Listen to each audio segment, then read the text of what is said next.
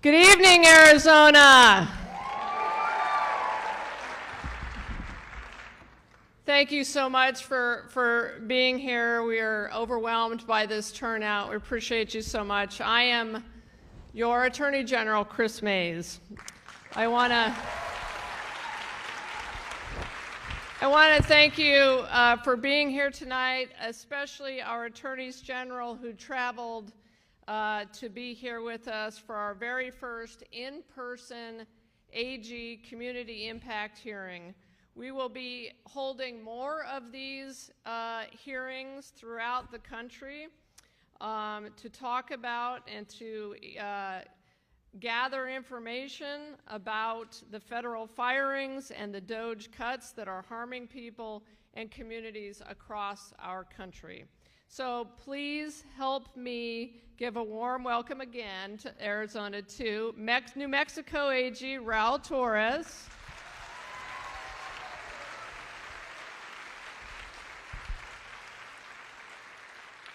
Oregon Attorney General Dan Rayfield,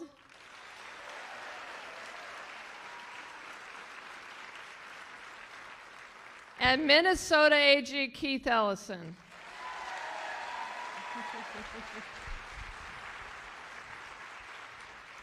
So listen, before we start, I know there are some people who don't agree with the stances that we as Attorney Generals have taken, and that is okay. In a democracy, it is okay to have opposing views, but there are also a lot of people here tonight who have lost their jobs or who have had to lay off their employees and they are in crisis mode. So I want to ask that everyone please remain respectful tonight. We can share our viewpoints, obviously, without tearing each other down. The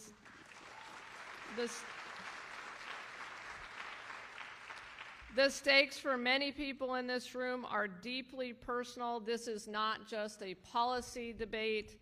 It is their livelihoods, their families, and their futures.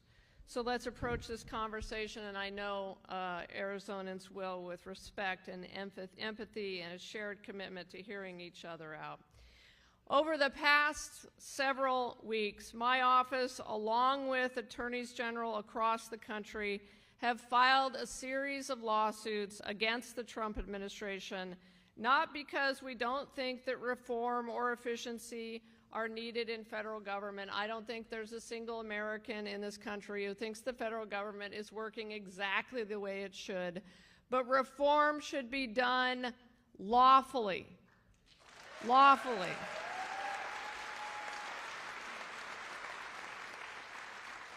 Through the constitutional processes that exist for that very purpose, not through unilateral decisions that upend the livelihoods of hardworking Americans, throw entire communities into chaos, or violate the privacy of American citizens. The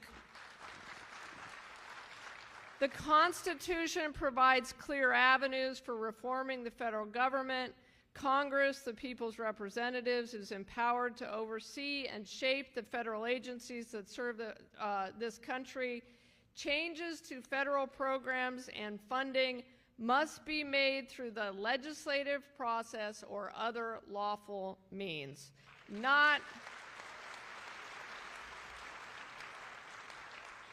by executive overreach or backdoor maneuvers that disregard the rule of law. The lawsuits that we have filed aren't about resisting change. They are about ensuring that change happens the right way. Through legal and democratic processes, not through reckless unilateral actions that destroy the livelihoods of public servants and Americans with cruelty and chaos. And let us be clear, chaos is not efficient. Slashing jobs, gutting essential services, and leaving communities scrambling to pick up the pieces is not efficiency, it is destruction.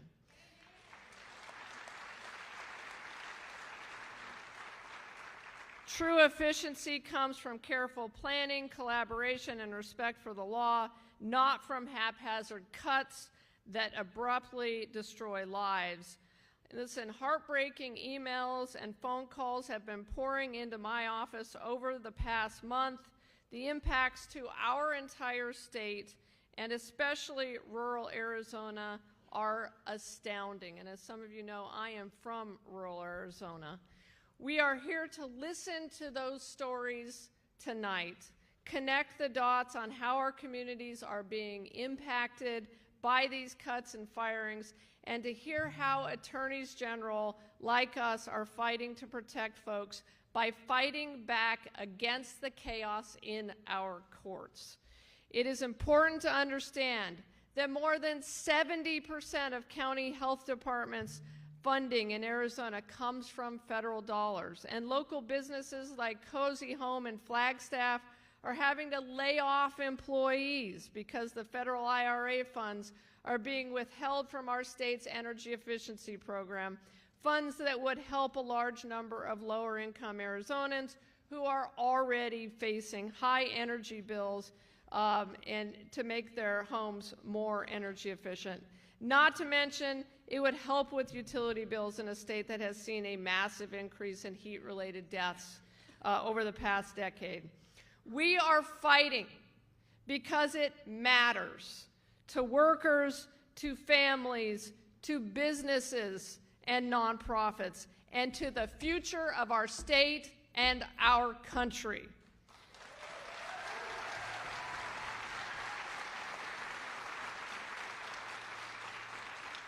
When the federal government and Congress abandoned its responsibilities, it falls to us to step up and defend the people that we serve. And that is why we're doing what we're doing. And I want to add, it also falls to all of you. And each and every one of you who is here tonight is a patriot. Yeah. You are a patriot.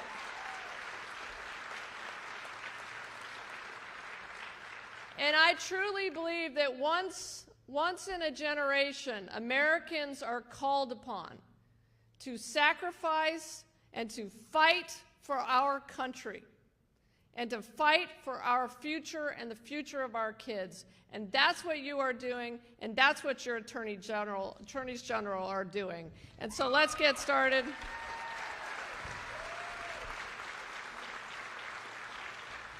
Let's get started, because this is about you guys tonight. I want to introduce my colleagues to give their opening remarks. Please welcome first New Mexico Attorney General Raul Torres.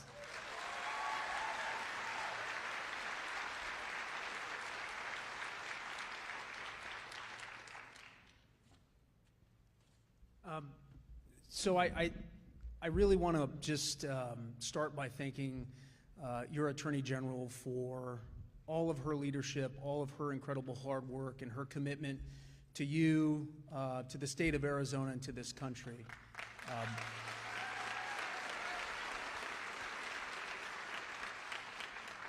And, you know, I know there are a lot of complicated legal questions that are likely to arise. There are a lot of nuances that are built into the legal arguments that we've presented, but I think it's important to offer a personal perspective to give you a sense of my motivation and my understanding of how this is impacting lives and how it's impacting communities. I am the son of two very proud public servants. My mom was a career public school teacher, and my father was one of the longest serving federal prosecutors in the state of New Mexico. And one of my earliest memories as a child is waking up in the middle of the night, hearing something in the kitchen. The house was dark, and I remember going into the kitchen as a child, and there was only one light on in the house, and it was a light over the kitchen table.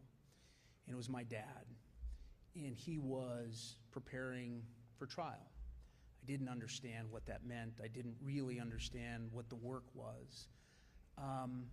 And it wasn't until many years later that I followed in his footsteps as a prosecutor, that I had some sense of the obligation and some sense of why someone would choose to commit themselves to others.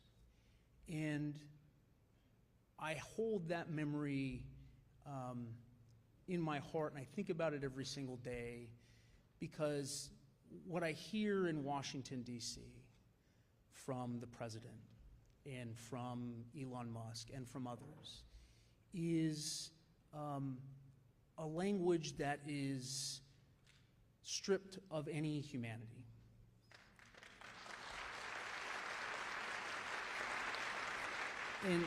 And stripped of any understanding of what truly makes America great. I was raised in the Catholic faith, but my civic faith is tied to my father's service to this country and to one of the things that he made a point of doing when he took me as a child to Washington, D.C. He took me to see the Supreme Court, where he showed me the inscription of equal justice under law, and he took me to the Lincoln Memorial. And he stood with me, and he and I read those words together. And I still believe that the core of what makes America great is our commitment to preserving a country and a government that is built and driven of the people, by the people, and for the people.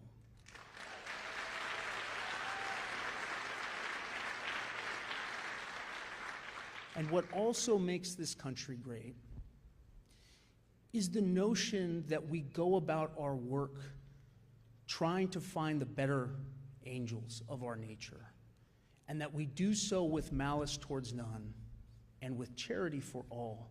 It is the generosity of the American spirit. It is the hope. It is everything that my father committed his entire life to doing in service of others. He is not a sucker. He is not a fool. His service to his fellow man and to his country is profoundly meaningful. He was raised in a generation that was specifically called by their president to ask not what their country could do for them, but what they could do for their country. And when he went to work every single day to try and help people, to try and protect people, to try and lift people up and find justice in our courtrooms, he didn't ask anybody if they were a Republican, and he didn't ask anybody if they were a Democrat. He was an American serving others. That's what this country is about. And he is not alone in that.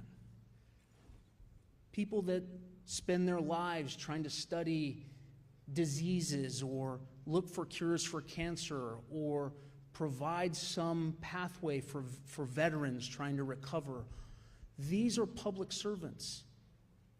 We don't ask them if they're Republicans or Democrats. We don't demean what they do.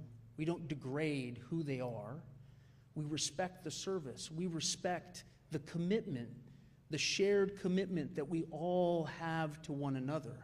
And look, I understand, as the Attorney General referenced, that not everyone agrees with the actions that we've taken. And as a former federal prosecutor and a federal employee, I can tell you I have been in so many meetings that I wished I could have a greater voice on the impact of a dollar spent or the efficacy of a policy decision or making government effective and smart and impactful.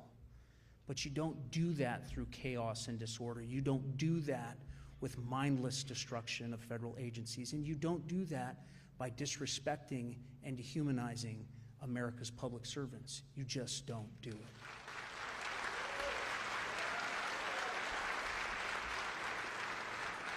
So if you take nothing away from this tonight, and I'm sure that there are proud public servants here tonight, remember that these are our friends, these are our neighbors, these are our fellow Americans.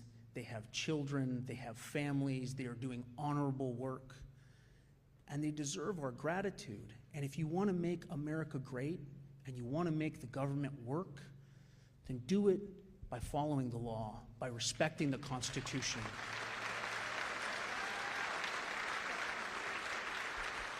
Do it in a way that brings all of us together and rediscover what makes this country truly exceptional. Thank you.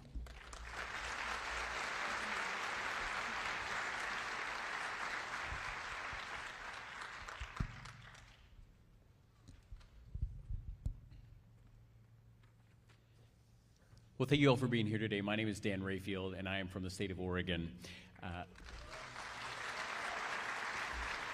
Go Ducks. I'm from Corvallis. I'm a Beaver fan up here, okay? Watch it. The Ducks went to the Big Ten, sir. That's a different hearing. Oh, my goodness. I can't believe you did that to me. Last night, as I came from Oregon, I was... not University of Oregon, but as I flew down, I was sitting in an airport, and what was incredibly important to me was to put my phone on and try and listen into what happened last night, the State of the Union. And I sat there and I listened. State of confusion is right. And as I sat there and listened, there was one thing that was absolutely missing from the president's comments last night, and that was the impact of the decisions that he and his administration are making that are having on all of our communities across this country.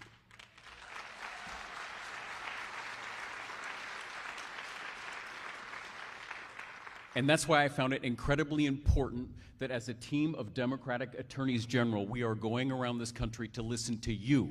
Because if the president is unwilling to listen to you and how these things are impacting our communities, our public services, there's public safety, we will do it for him, and we will travel this country to be able to listen to you. And that's why it was so important to be here today.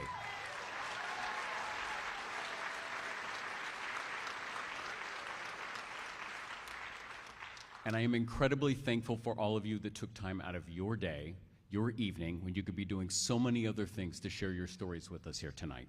So as we dive into this important discussion, I want to take a moment to emphasize something that is absolutely central to this issue. The president does not have unilateral power to simply disregard Congress's decisions, to dismantle essential services and parts of our government. The Constitution is clear. When Congress allocates money for the federal government, a new administration cannot prevent the money from being used for its stated purpose. In other words, while the president may be a powerful person, he does not have some sort of superpower that lets him travel back in time to veto the decisions that have already been approved.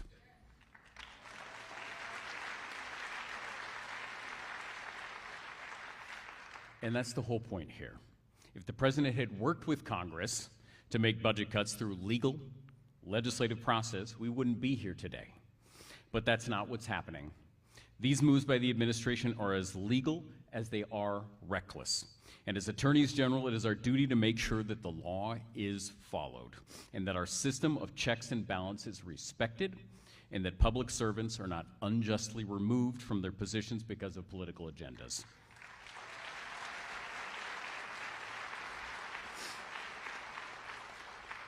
Across this country, from Oregon to Arizona to New York, over the past month, we have witnessed a disturbing pattern of federal workers being fired, pushed out, or silenced.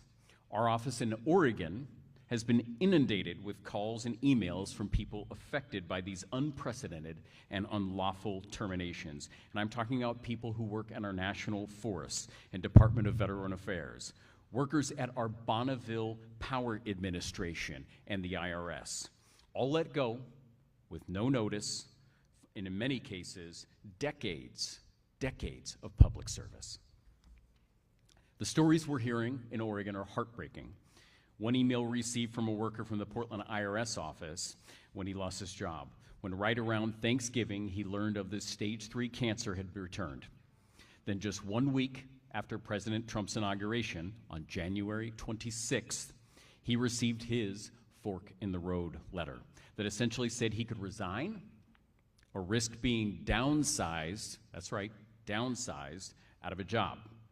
He chose to continue working and underwent his cancer surgery on February 3rd. 2 weeks later, while still recovering from this life-saving procedure, he was fired. What happened to him is careless, It's inhumane, and as he said to us, to tell devoted civil servants without any proof that their performance is inadequate is an injustice and it is illegal.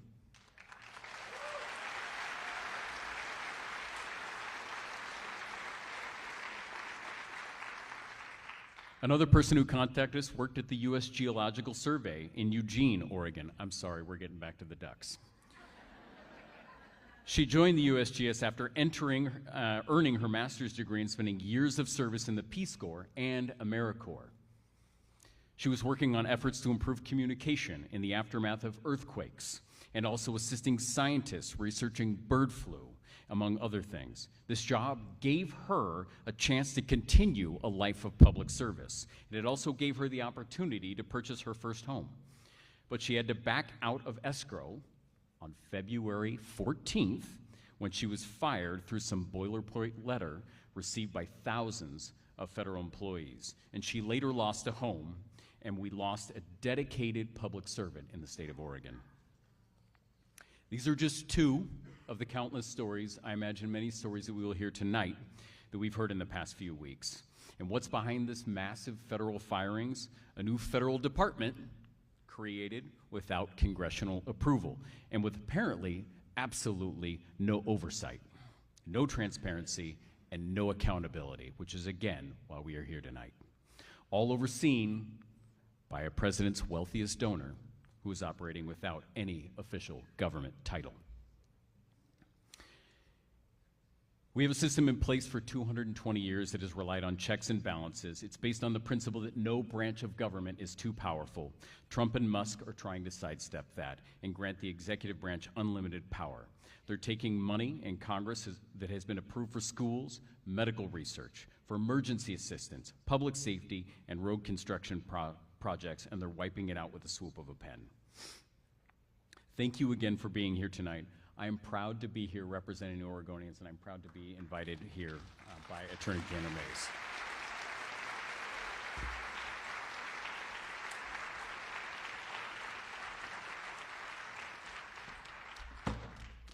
How you doing, Arizona? It's good to see everybody. We got a lot of Arizonans, Americans here tonight because you care so much about our great country. You may be wondering, why would an attorney general from Oregon, New Mexico, and Minnesota get on an airplane, come all the way here to be with you tonight? And the real reason is we all love Kris Mays.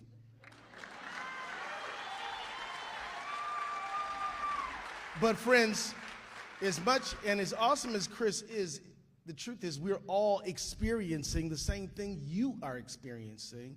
And tonight is your night. We want to hear from you. I want to tell you, there's a quote from a guy named Abraham Lincoln. I don't know if you've ever heard of this dude, but Abraham Lincoln said, in this age, in this country, public sentiment is everything. With it, nothing can fail. Against it, nothing can succeed. Whoever molds public sentiment goes deeper than he who enacts statutes or pronounces judicial decisions. We believe the public doesn't like a lot of things that have been happening from Washington recently. And we believe that if you have a chance to tell your truth, to listen to your neighbors, you just might get up there on that microphone and tell your own story. You just might, get out there and reach out to somebody who lives in your building, lives on your block. That is so critically important. There's an African proverb that says, when the strong person walks in the room, all backs straighten. And you know what it means? It means that we all can get courage from each other. We all can get courage. Because, quite honestly, who here has been a little nervous about some of the stuff they've seen happening? Right. So it's good for us to be together. It's good for us to hear from each other. And it's good for us to know that we all are committed to making sure that we are a nation of laws and not men, and that we are going to make sure that this country's promise is delivered on through a democratic electoral process, not just some guy who issues executive orders as he feels like it on one given day. I'm just going to I'm going to wrap up right now because I want to hear from you. Look, we have filed a bunch of lawsuits. Birthright citizenship. We froze the freeze. We're saying that the appointments clause of the Constitution is being violated by having this unelected oligarch just rummaging through our government. We have filed the lawsuits and we haven't lost yet, folks. But as I said, the saving America will not be won in a courtroom. It'll be won in the court of public opinion. It'll be won by you. Let's have a great night.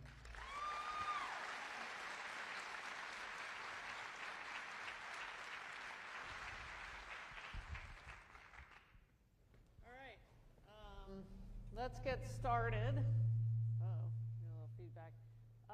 We're going to start, and I'm going to call 3 people up at a time. And Sophia here has the microphone. So we're going to start with Kristen Frey. So Kristen, could you come forward?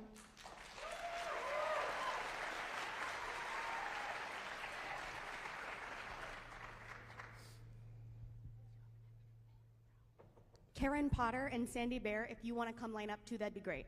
Oh, sorry. Yeah, Karen Potter and then Sandy Barr after. I'm already not doing my job. Are you guys ready?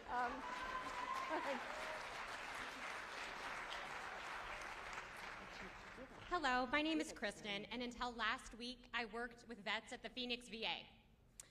I work as a music therapist with veterans who have unique medical challenges, TBI, polytrauma, PTSD, Agent Orange exposure, and for many years, the VA has embraced innovative treatments, such as recreational therapy and creative arts therapy.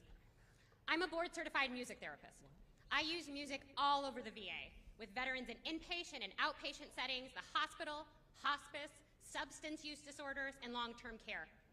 I use music to treat pain, depression, anxiety, learn new coping skills, and help veterans adapt to civilian life. It was my dream job, and it was something that I worked over 20 years to achieve.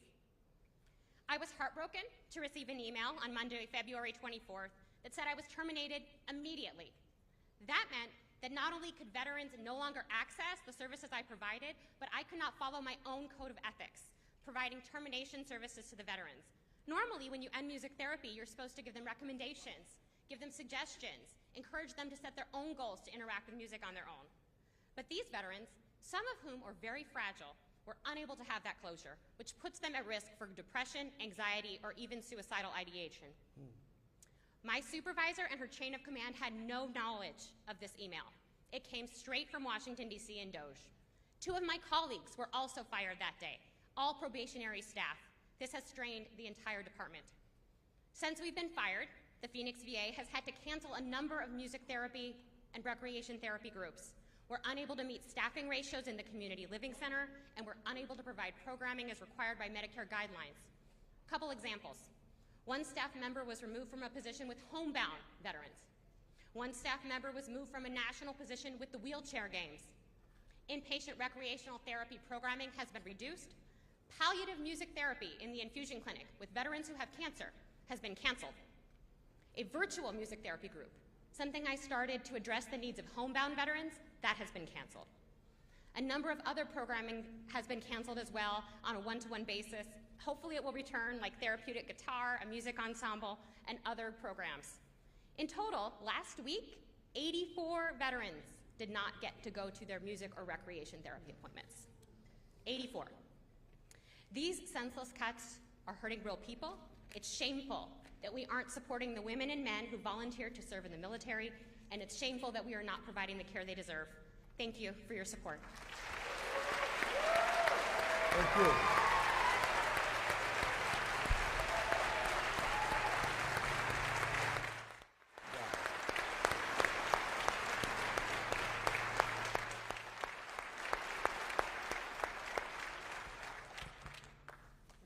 Thank you so much, Kristen. That obviously was incredibly impactful.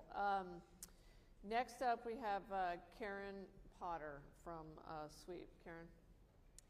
Thank you all so much. Good evening, and thank you for being here tonight.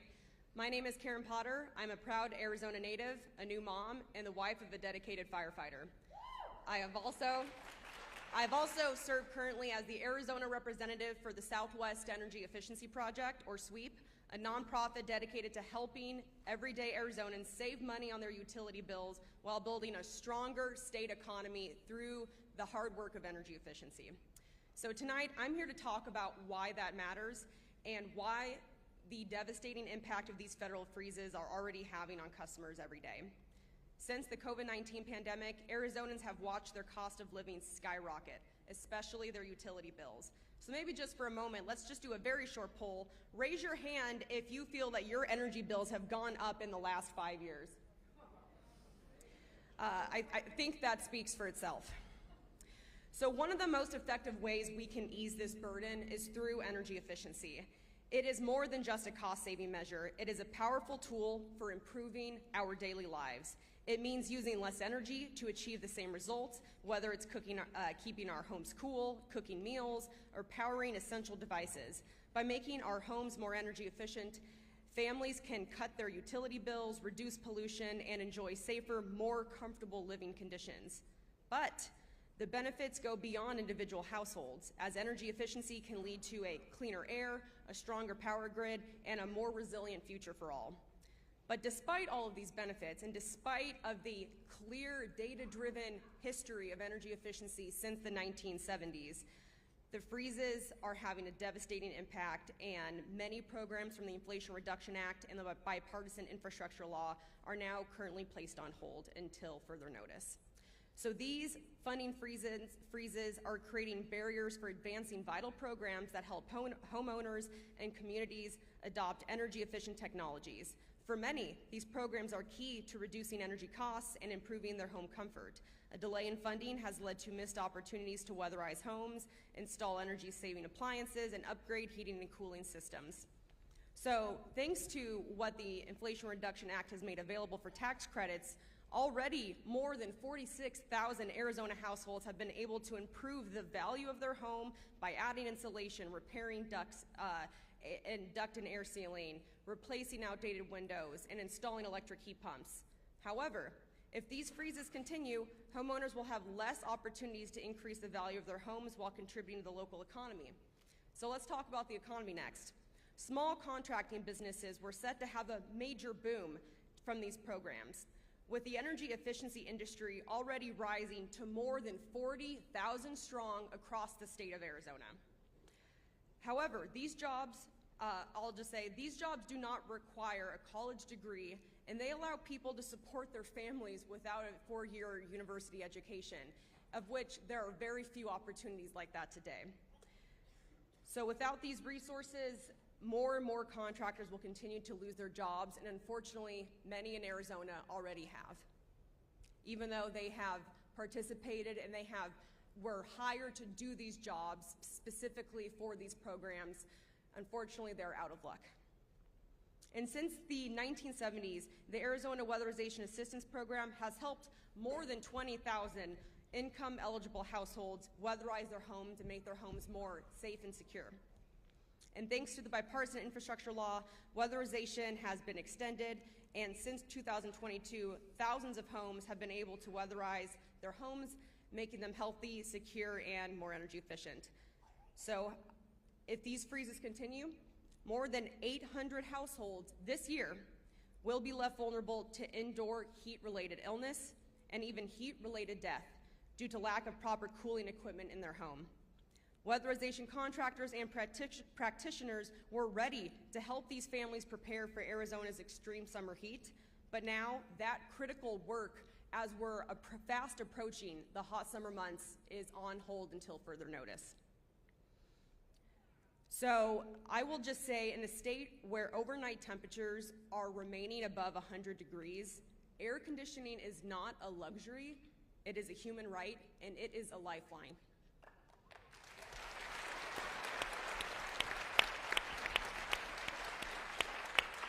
So I will just wrap up today saying that we are so grateful for all of your support and for listening to the stories today.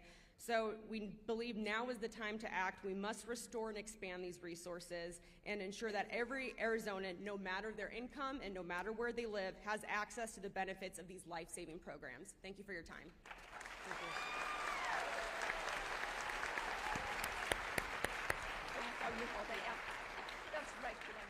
All right, before Sandy starts, we're going to have next up Jessica Leach, and then Dr. Jill Gibson and Dr. Steve Brown.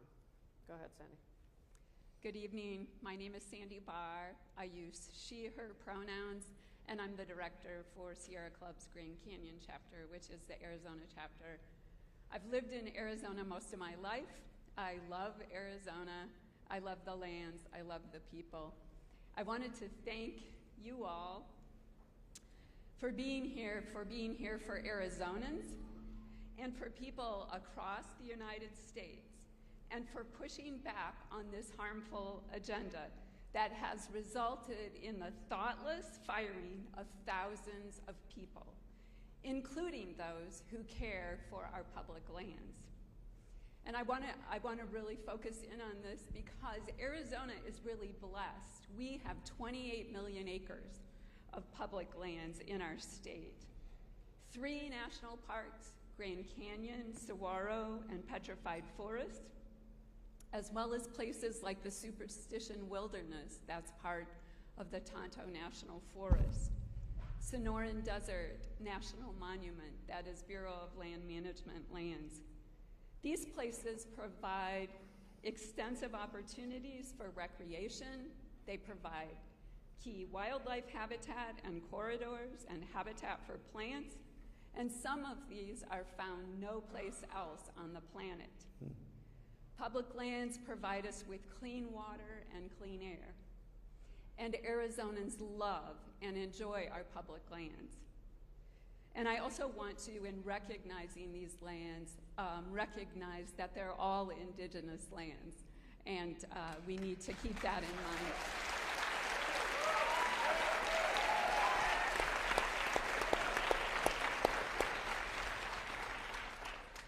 These lands are under threat due to actions by the Trump administration, including the firing of thousands of public lands workers who care for public lands and the people who visit them.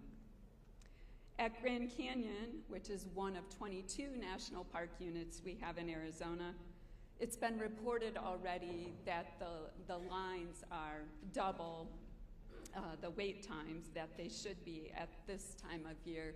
And we know that there have been more than 1,000 National Park Service employees that have been fired without cause, really. And down south at Saguaro National Park, they are closing the visitor center on certain days, and that means people don't have access to important information that can help them enjoy the lands, but also be safer on the public lands. And that's another thing I want to mention is for the national forests, which I think have probably gotten the biggest hit as far as losing employees.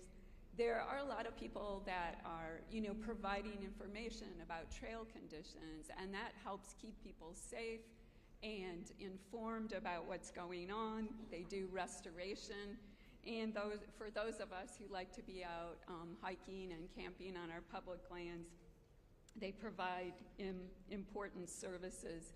That also means fewer people out there protecting cultural and natural resources. And we saw some of those suffer during COVID when there were fewer people available to help out with that. I want to mention I'm not the only one that loves our public lands. There was a recent poll that found that Arizonans unanimously view national parks and natural beauty as essential to our state's identity and way of life.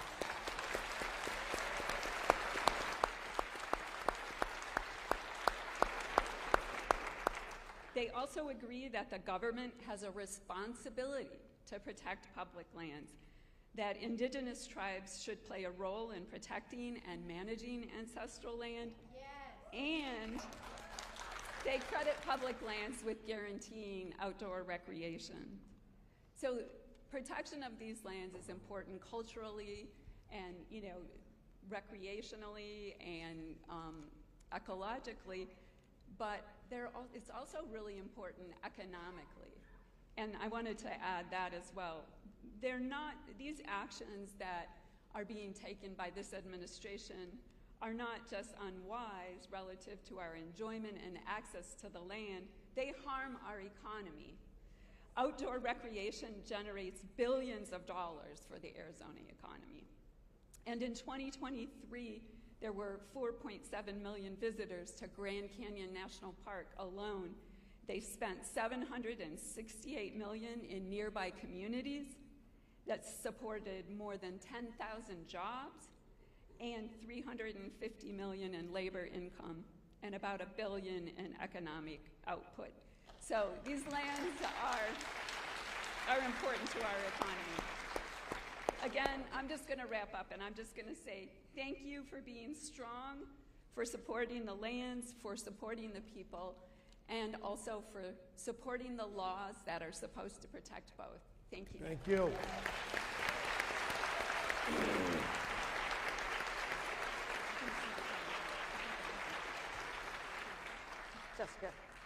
Jessica, please. Thank you. Hi, everyone. My name is Jessica Leach. My pronouns are she, they, and I'm the CEO for Prisma Community Care, the artist formerly known as the Southwest Center for HIV and AIDS. And I want to start off by saying that as a queer person, HIV and STIs are not limited to my community. Right? I don't want to ask everyone in the room, to verify that everyone's having sex, but I think it's a pretty safe assumption that 75% of the room probably is. Which means, yes, which means everyone in this room, on some level, your communities or you are at risk for HIV and STIs. When the government froze funding, the funding that was provided to us through these grants allowed us to be the largest free HIV and STI tester in Maricopa County. Because realistically speaking, you want to come to us, probably not county, no disrespect to county. And we can also do treatment and prevention on site. We provide vital, necessary primary health care, mental health care. We provide case management and nutrition for low-income individuals living with HIV. All of these things are at risk because we were told that we were focusing on DEI and gender ideology. So in order to serve our clients, our community, not all of whom are queer, we were told that we had to take the very fabric of who we are out of our language. The grants that were written were specific for these communities to ensure that they could be protected so that all communities are protected. What you have done is allowed us to continue our work. 21% of my funding comes from federal grants. It covers 40% of my staff. I've already had to lay off 3 individuals that were vital to our operations. So what I need to ask is that you continue the fight and recognize our communities need you more than ever. Thank you. We will.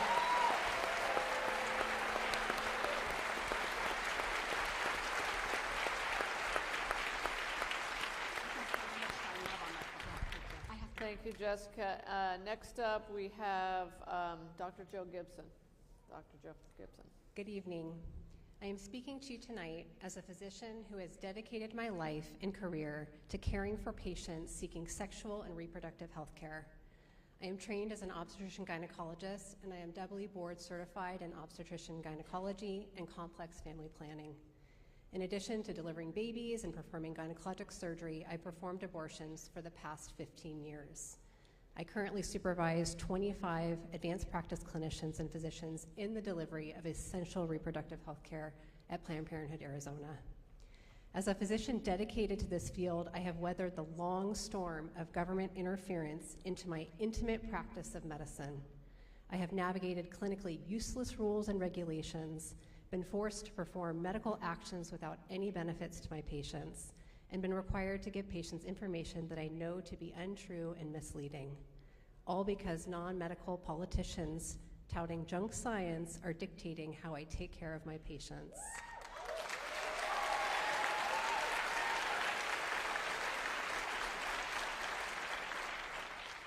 I have been restricted in this state from providing life-saving abortion care. I continue to have my practice heavily regulated.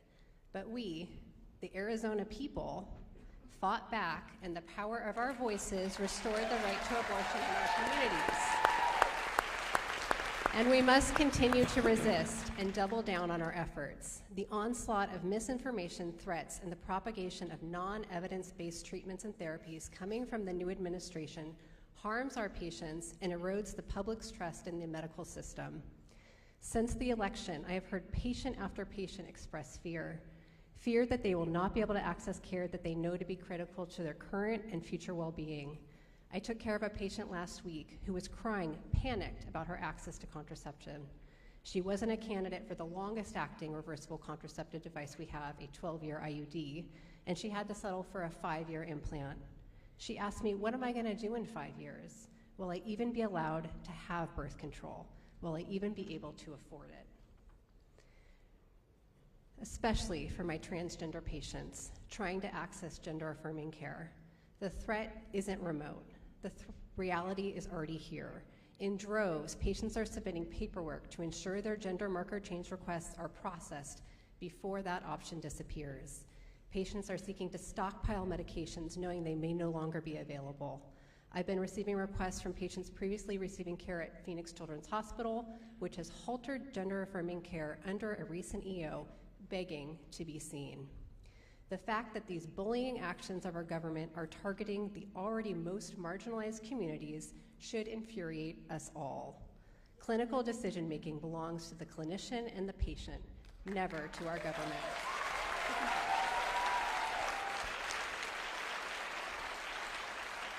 The threats to our immigrant community and the deterrent effect they pose is also particularly heartbreaking. Patients will not seek care when they fear that their health and personal data may be accessed by those who are seeking to deport them. I am thinking of an immigrant patient from South America, a person who is a mom trying to take care of her children, who was violated multiple times making her way to the United States. She needed an abortion as a result of her rapes. Everyone deserves dignified health care and to live with dignity.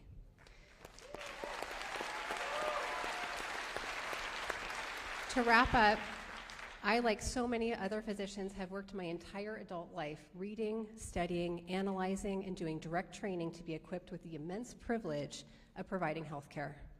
Imagine my dismay when I, along with so many colleagues, was forced to hastily download clinical guidelines and literature from the CDC website before these trusted resources were removed.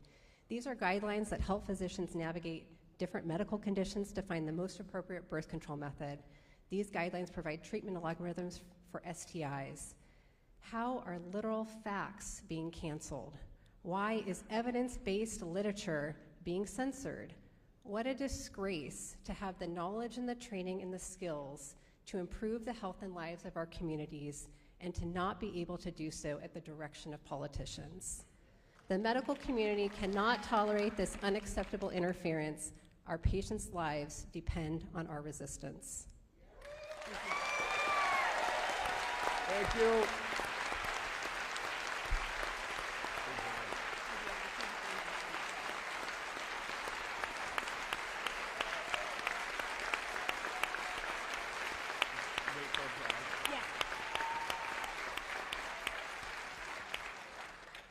Hello, Attorneys General. Thank you so much for being here. I'm Dr. Steve Brown. I'm a family physician here in Phoenix, Arizona, and I came to talk about impending Medicaid cuts. I'm here for my patients tonight. Currently, over 2 million Arizonans are covered by Medicaid, including over 750,000 kids aged 0 to 17. The federal budget cuts could take coverage from 550,000 of the most vulnerable Arizonans. Martin Luther King said, of all the forms of inequality, injustice in healthcare is the most shocking and inhumane.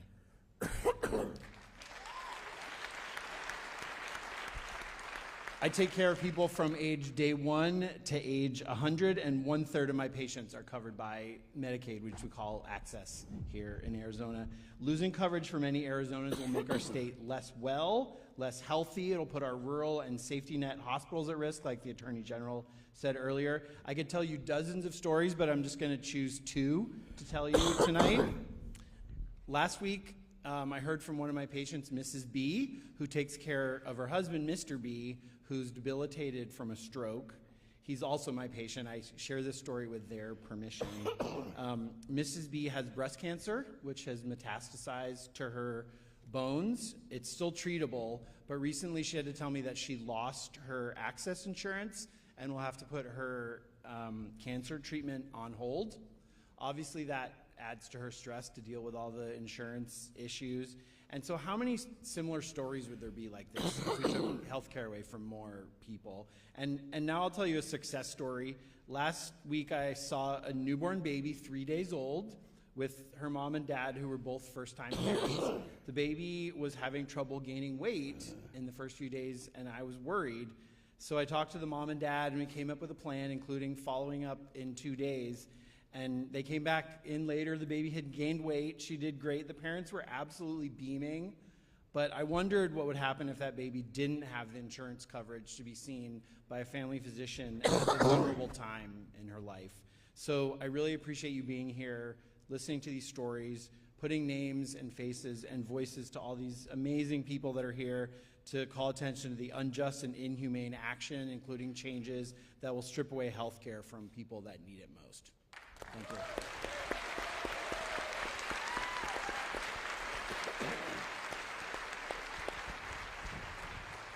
Thank you. Thank you, Dr. Brown. Next up, we have Dr. Michael Robert, the superintendent for Osborne School District, Violeta Ramos and Felipe Carranza, both from the Osborne School District.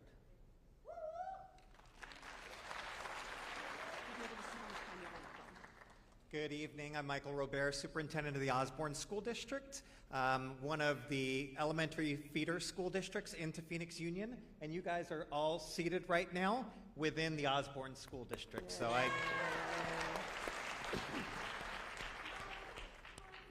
I'm also here to talk about the teacher and school leader incentive program, which is something that we're involved in. We were involved in it until a couple weeks ago. The goal of this grant was clear: to ensure that every student, regardless of their background or zip code, had access to excellent education. For us at Osborne, it means something profound: putting our students first.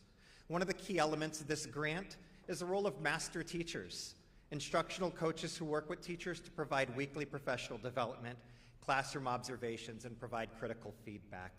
These coaches are instrumental in helping our teachers refine skills, especially our newer teachers, and to field test research-based instructional strategies rolled out across the entire campus. Additionally, mentor teachers lead grade-level teams and help their peers through coaching, fostering collaboration, and the sharing of best practices. Our school, in this grant, we get about $3 million over 3 years, so $1 million annually for this grant. These funds help support salaries, benefits, additional duties for teachers, and leadership coaching. And a large portion of the funding, almost $500,000, goes towards performance-based compensation, which is tied to teacher performance, student success. Another portion supports professional development and additional supports for our educators. However, on February 18th, we received troubling news that the Department of Education issued a cancellation notice for our grant, effective immediately, citing diversity, equity, and inclusion. The letter claimed that our grant, which is a component of the Teacher and Student Leaders Grant, was inconsistent with the federal priorities around DEI. What's concerning is that there was no specific mention or evidence in the letter as to how our grant promoted DEI over merit. The focus of this grant has always been on excellence in education, performance-based compensation, student achievement. As a result of this cancellation, Osborne's now facing a significant loss. $500,000, I mentioned, goes towards performance-based compensation. We've been working 2/3 of this year. The work's done, but the compensation's not going to be there. There's also $250,000 in salaries.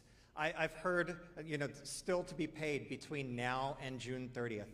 And we've heard stories from people here. We're going to hear more stories tonight about people that have lost their jobs. I'm proud to say that Osborne's going to honor our contracts through June 30th, through the end of the school year. That's $250,000 that we did not have budgeted. We'll pull it out of reserves, and I'm proud of my CFO for great leadership and fiscal stewardship, and of my governing board for standing behind me and saying we're gonna honor these contracts. I also have my board president standing right behind me. I've got a meeting with her tomorrow. We're planning our agenda for March.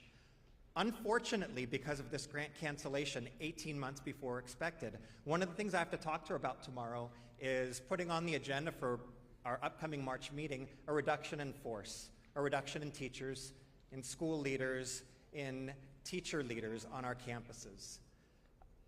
I'm proud of our teachers, and I'm deeply saddened by having to have that conversation. I was just in DC last week to watch one of our school leadership teams presenting nationally to their peers about the excellence that we've been able to attain in Osborne, yet I had some of those same people on a Zoom call with me yesterday to tell them about this impending RIF. It breaks my heart for our community. Osborne School District's a district, I've got 7 school leaders, I've got 150 teachers, I've got 2,500 students that are counting on this. I used that time in DC to reach out and visit representatives, senators across the aisle, both chambers, both sides of the aisle, to remind them that their authority is being usurped. They allocated these funds, and you guys are standing up for process. Please continue to do that. I'm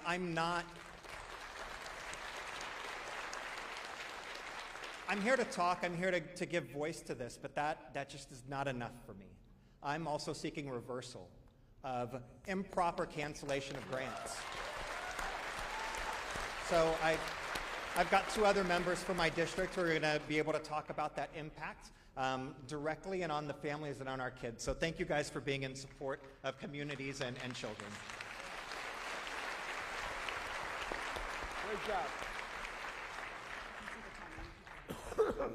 Hi everyone, my name is Violeta Ramos and I am a proud product of the public education system. I'm the proud daughter of 2 immigrants and I was born and raised here in Phoenix, Arizona. I am the board president of the Osborne School District, and I have 2 other board members who are standing behind me, Rhiannon Ford and Leanne Greenberg, and we all agree, we have 2 others, they just couldn't be here.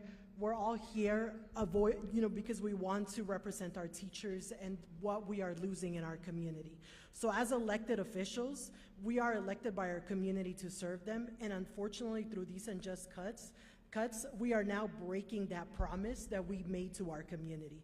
That promise that we are breaking affects everyone in our community, our teachers, the parents that trust us, but most importantly, the students who are our future. It is unfair that this power grab is simply using the keywords to cut important grants that will be leaving important members of our community that help us grow without the stability of a position. As you mentioned earlier, things need to be done the legal way and not by usurping or canceling our authority. Thank you for listening to us and for advocating and fighting so that as board members here, we can keep our promise to our community.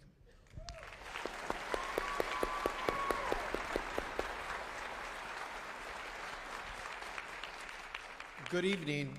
I'm here to share how these federal job cuts are not just numbers on a spreadsheet. They are real people, real families, and real consequences. In June, I will lose my job. I am fortunate that the Osborne School District, will continue to honor my contract until then. As a father of a 3-year-old, this isn't just about my career, it's about my child's well-being right now. I'm struggling to keep up with the $800 a month tuition for a preschool that ensures that she has a safe and stable learning environment. Without my job, I don't know how I will afford to keep her in preschool. She is at the preschool where she's at now. I have dedicated my career to education.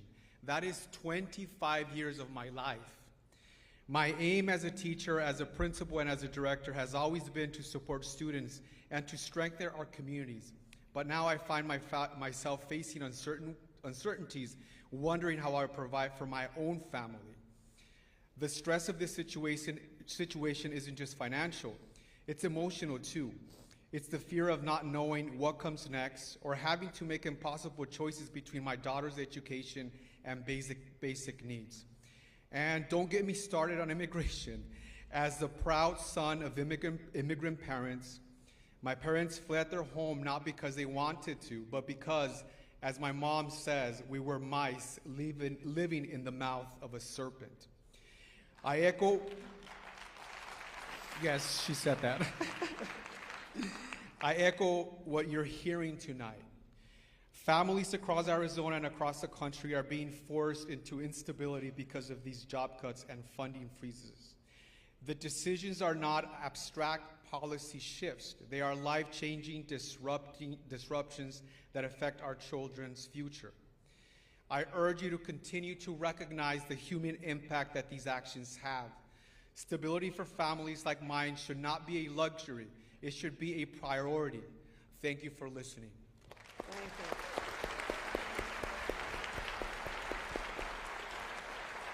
Thank you. Thank you, Felipe. Next up, we have Liza Merrill and Elise Guidas and Adrian Udarbe. So, Liza, here we go. And then Elise.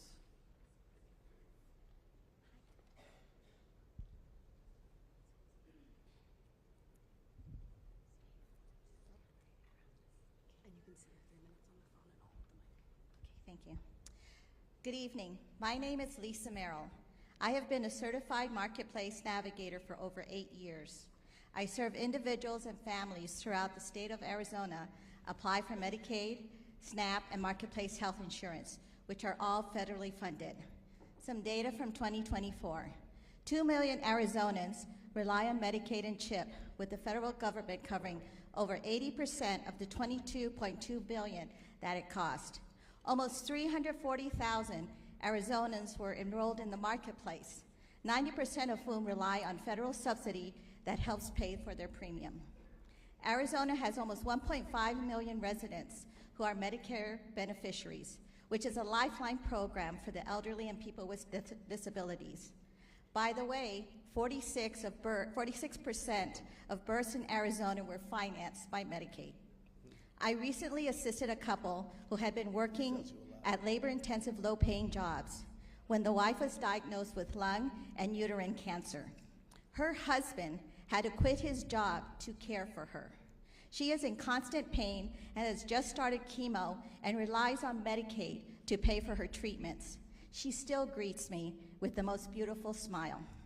Some of the families I serve have special needs children, are single parents, or are taking care of elderly parents. One of the hardest things to do is to tell an elder that her Social Security income is $20 over the Medicare income limit.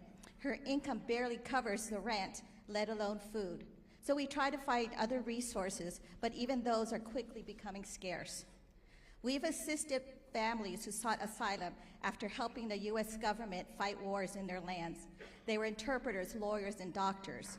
It was too dangerous for them to stay in their countries, so we gave them safe harbor. Federally funded programs gave these individuals and families a chance to rebuild their lives on this continent. Medicare, Medicaid, and SNAP are among the Social Services Congress and DOGE aim to cut to benefit the wealthiest 1%.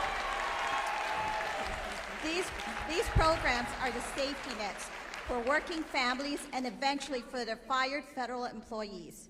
Just like all Americans, the individuals and families do not want handouts. What they want is a hand up so they can work and continue to provide for themselves and their families. They want to be able to eat, have a safe place to live, and have access to equitable and affordable health care. These are some of the basic needs that everyone should have, and not just a chosen few. Isn't this what the American dream is all about? AGs Mays, Torres, Ellison, and Rayfield, we, the people of Arizona, ask that you all stop the calculated, cruel, and intentional dismantling of the programs that support and assist the most vulnerable members of our communities. We are here to speak because people have been suffering. People will needlessly die. We need your help. Thank you.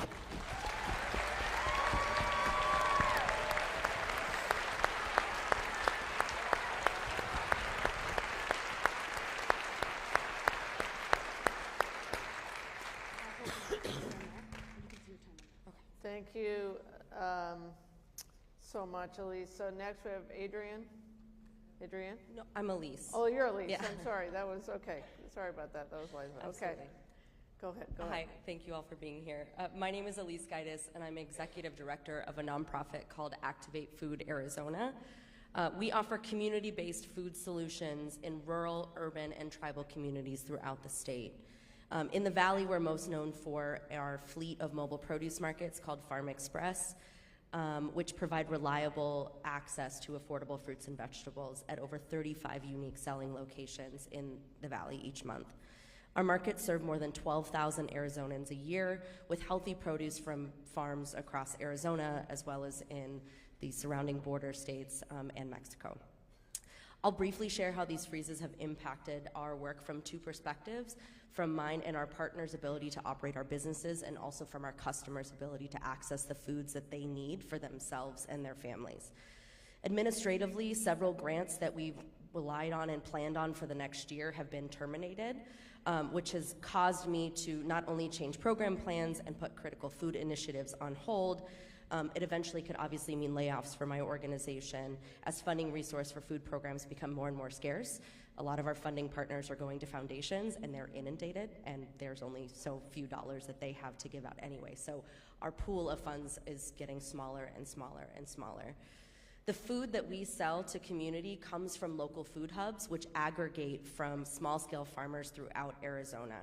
In the last 12 hours, 2 of our direct suppliers have told me that their businesses will go under if these freezes aren't lifted pretty imminently. If they close, it'll have catastrophic consequences for the 60 or so family farms that they source from, but it's also going to cut off our food supply for local food economy entirely for our markets. Of course, the closing of these businesses goes far beyond a few people losing their jobs or few acres that have food already in the ground going to waste, which in and of itself is terrible, but it would have ripple effects on the countless other businesses and community members, including my own. Farmers make their crop plans in alignment with the USDA funds, meaning that there's already food in the ground that would have been paid for using the funding now frozen by the federal government. Without those dollars, the farmers are out the costs associated with planting and growing, and are certainly out the cost and the sales that they'll get back from the food that they would sell. In our community, our customers are rationing their food dollars and their SNAP benefits for fear the current administration will cut off their benefits entirely. Regulars of mine have told us that they're too afraid to get the foods that they need and are foregoing basic food staples in case their benefits are cut off next month. We're talking about seniors and families already experiencing significant financial barriers and food access issues. Our markets are very affordable and they do offer some relief to our customers, but they're pretty much useless if our customers can't access them or won't use their benefits to get the foods that they need. At sites where we provide access to food for patients enrolled in a diabetes prevention program, we've seen drastic dips in our sales, mostly because those customers are too afraid to come shop with us on the bus. Sometimes clinic staff are shopping for them and discreetly getting the food to the families. Other times they've just completely fallen off the radar because they fear an ICE raid at any moment. These patients already experience food insecurity and low income and have very few resources outside of our food programs, so their absence from our services is going to have detrimental effects to their health and well-being. I am setting up alert protocols, I'm handing out Know Your Rights cards, but it all feels futile. I can't convince my customers that it's safe to shop when it's not. I've built my program over the last 11 years into a trusted, reliable, and safe source for food. We've built lasting relationships with the community, our neighbors, who rely on us to feed their families and give them choices in an already limited food environment. What is happening is heartless and it's cruel and will have catastrophic consequences for the families that we serve and for our organization for years to come. Thank you so much for listening.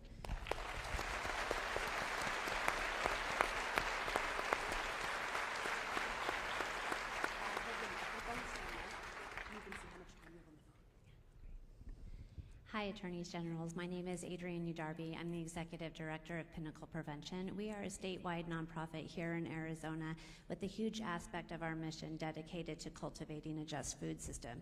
I am so fortunate to work with partners like Elise, farmers, food insecure folks all across Arizona to make sure that our farmers are getting the good food that they grow to the folks that need it the most. These programs that have been most deeply impacted by the federal funding freeze not only exist and have been hurt here in Arizona, but in each of your states too. We have about 50% of our federal funds that are currently frozen coming from USDA. The last direction that we were given was that they will not be reimbursing for any services beyond January 19th. So we have farmers that have put out those dollars that work on contracts that are for reimbursement, that were promised that they were going to get infrastructure dollars and funding to help them prolong and expand their growing season here in Arizona, which is critical amid our heat and our different climate crises, and they have not been reimbursed and have no type of date in sight as to when that will happen as well too. These programs not only help to generate revenue for farmers, but they also are ensuring that folks who are the most food insecure get access to those good foods. And so for every month that passes, we are out $500,000 in revenue to our farmers. That's also $500,000 in food that goes back to community members as well too. I have been fielding numerous calls from farmers that are operating in the red and are this close to having to close down their farm businesses. This funding freeze not only impacts those that are participating in federal food assistance programs, but all of us, because food is a fundamental human right, and we need to eat every single day to survive. And if we don't have a robust local food system that's here to support us and help us, it impacts us all, and we're all going to be feeling it when we go to pay for our food and rising food costs. We already are today. So I'm begging you to help keep our food and farming businesses open and alive and thriving so that we can continue to support folks like Elise, all of our farmers, and all of our food insecure Arizonans. Adrian, can I just ask a follow-up question? So what you and Elise were saying is, it sounds like USDA is still not sending you the money, so we've seen this in other areas, it sounds like they are violating the TRO that we won. This is important information.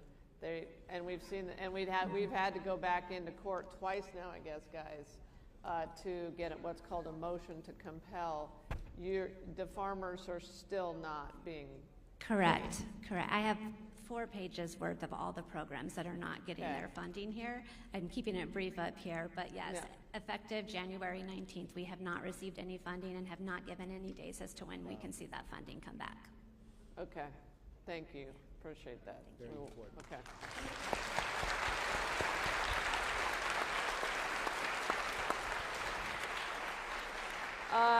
Next up, we have Ahmad Rashad, and then Francisa Gill, and then we're going to open it up further. Come on. I'll hold the mic for you, and then you can see it. Good evening,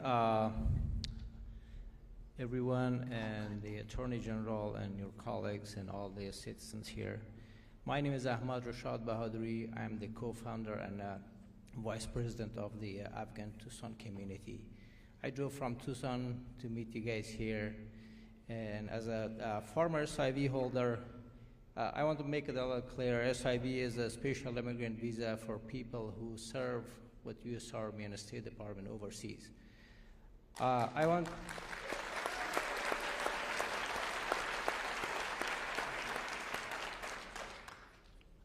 want to speak for many who are at risk because they supported the U.S. and Afghanistan. These individuals put their lives in line for our mission, and now turning our back on them puts them and their families in danger. They are being targeted for their affiliation with the U.S., and we must honor the promise we made to them.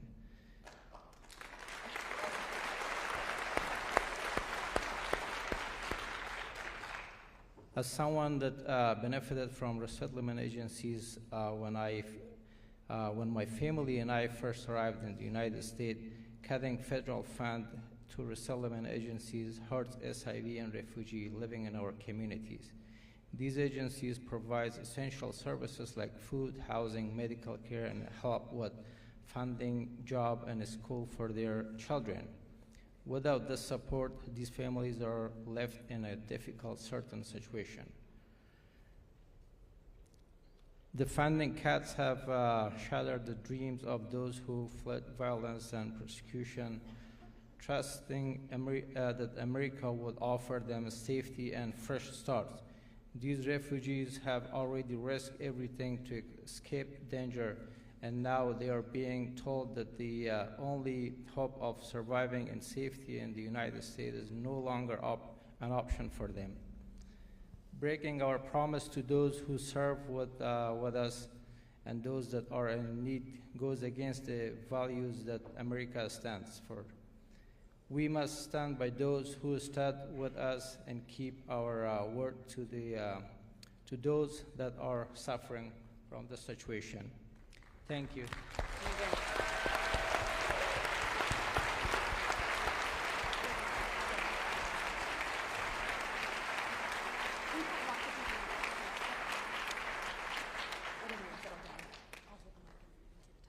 Good evening, everyone. My name is Francisca Gill. I am the Refugee and Immigration Services Community Integration Program Manager at Lutheran Social Services of the Southwest. Since 1970, LSS has been a pillar of support for refugees, providing essential resettlement services to help families rebuild their life with dignity. Our Refugee and Immigration Services program assists those fleeing war, violence, and persecution from countries such as Sudan, Afghanistan, Syria, Burundi, Democratic Republic of Congo, and others. These families arrive in the U.S. after years of suffering, having survived conflict, displacement, and refugee camps, only to now face yet another crisis in Arizona. The recent stop work order and freeze on foreign aid have created a domestic humanitarian crisis, leaving newly arrived refugees in an alarming state of uncertainty. The executive order and the immediate stop work for refugee resettlement agencies across the state of Arizona, cutting off critical reception and placement funding, leaving recent refugees' arrivals in the U.S. without the safety net they were promised. 90 days of critical services for their integration and support into self-sufficiency in our state. Now they are facing possible evictions, food insecurity, lack of access of medical care, employment support, and the list goes on. There are 4 resettlement agencies offices in Phoenix and 3 in Tucson. We are all being impacted in similar ways, with loss of resources, staff, talent, expertise, and experiences. Our organization is also a recipient and a sub-recipient of federal grants through our national partners, Global Refuge and EMM. LSS has still not received payment for services already rendered and under a contract that is supposed to guarantee payment. This is for match grant and for preferred communities, which include medically fragile refugees. We are all $1,513,000 through our national partners. The impact this lack of reimbursement has had cannot be understated. We had to let off 48 staff members and have impacted negatively our refugee clients in their integration process into self-sufficiency in Arizona. LSS is both contractually and morally obligated to continue supporting these families who have already suffered so much but cannot continue to do so without being paid for services. We have received in this fiscal year 300 arrivals in Phoenix and 148 in Tucson, including children. The total number of arrivals from all the resettlement agencies is around 1,072 individuals. Lastly, the reduction in arrivals Many of those were family members traveling to Arizona to join their family members already here. Some blocked within a day or few days prior to arrival. This has been heartbreaking for thousands of people emotionally, and reduces their natural family support systems that could have assisted further with integration and family self-sufficient trajectories. This is so inhumane. I'll ask for your support. Thank you. Thank you.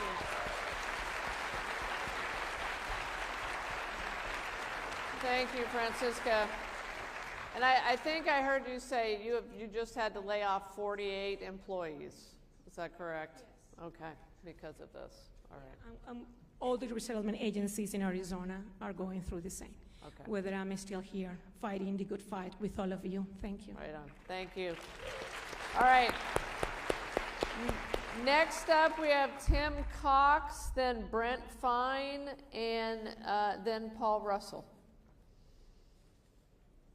So come on forward, Tim, Brent, and Paul.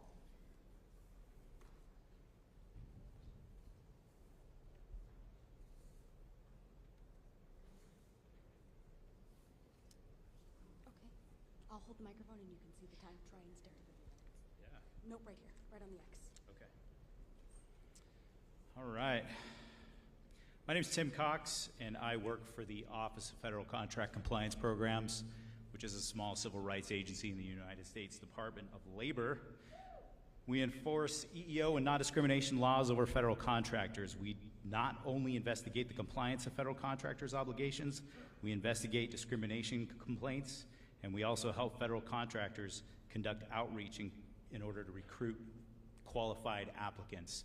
This past year, I spent a lot of time with community-based organizations and trade schools trying to pipeline people into CHIPS Act money that was going to happen this year. This is our restructuring plan, which leaked to the Washington Post recently.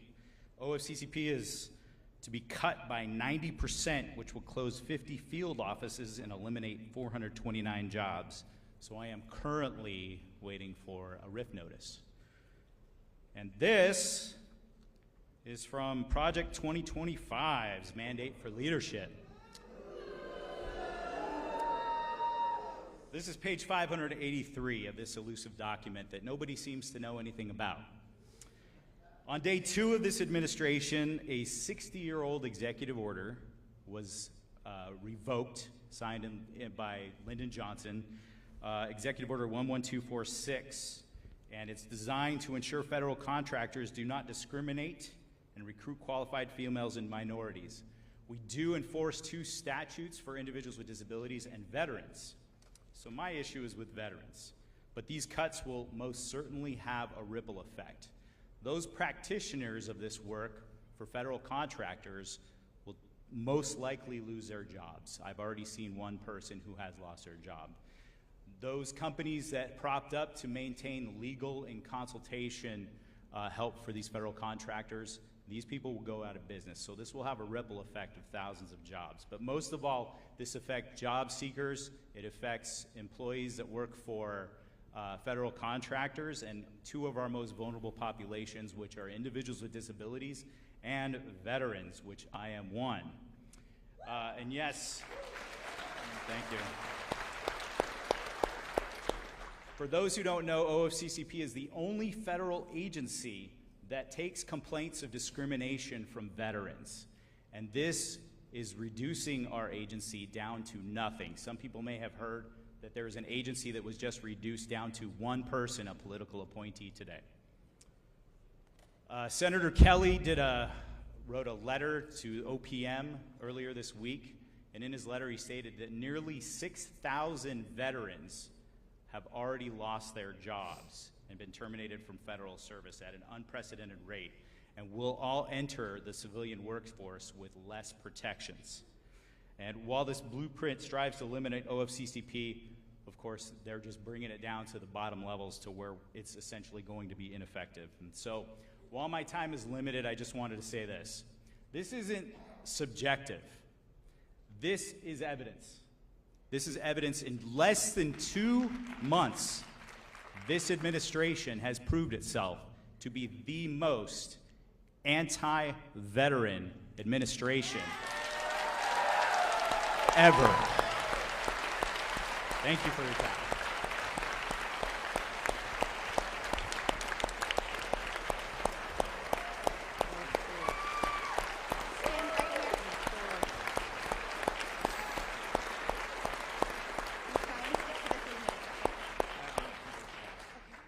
This won't take long. My name's Brent Fine. I worked for Kris Mays 20 some odd years ago. And one of the projects I worked on was called Efficiency Review. We were tasked with looking at all the agencies to find where we could save money. But we never went into it thinking we have all these stated objectives in advance. We wanted to find savings. I think we ended up finding about $300 million, but it took us 6-9 months to do it. And it was a good process to do it. And then we presented it, and no one ever thought that they were going to do it all by executive order. It was all meant to plan for the budget, make some changes. Some things you could do, like savings on efficiency on electricity and things like that, you could do. But most people knew that you had to go to the legislature to get it done. So this plan that's going through right now in Congress makes no sense to me, and I wouldn't think it would make sense to anybody. It's just, they keep bringing up common sense. This is not a way you would do it. And not only that, it's already starting to, when I wasn't working for Kris, I worked for the Department of Labor, Bureau of Labor Statistics at the state of Arizona, where we collected employment data. There's already data coming out now showing that consumer confidence is dropping. Right. The Michigan survey came out, and then another survey came out. An ADP survey came out today that showed only 75,000 jobs were created in February, and that doesn't affect government jobs. That survey doesn't. So my guess is it'll probably be even greater. But not only that, all of these cuts by these organizations you're bringing out, they're going to have multiplier effects. Not only the federal ones, but theirs. And so you're going to see not only if they lay off 200,000 people, and when they're bringing up that they're going to lay off 80,000 VA people today, I heard that number, lay off half of IRS, you're going to lose consumer confidence, but it's also going to have this multiplier effect. And sometimes it'll be 3 or 4 times that number.